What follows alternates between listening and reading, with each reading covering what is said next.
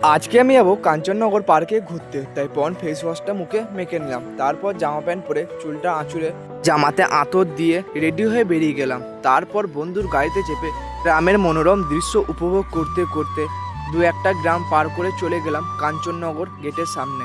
আর এটা হচ্ছে কাঞ্চননগরের বৃদ্ধাশ্রম।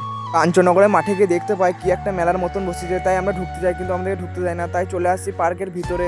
পার্কের ভিতরে এসে দেখতে পাই পুকুরের মাঝখানে মন্দিরের মতন কি একটা করেছে, কিন্তু আমি সেটা বুঝতে পারিনি এটা কি করেছে। তোমাদের মধ্যে কেউ জানলে কমেন্ট করে বলো। পার্কের মধ্যে কিছুক্ষণ ঘোরার পর দেখতে পাই যে এখনো পার্কের কাজ চলছে, তাই কিছুক্ষণ ওদের কাজ দেখে গাড়িটা নিয়ে সোজা চলে গেলাম একটা চপ পেঁয়াজির দোকানে।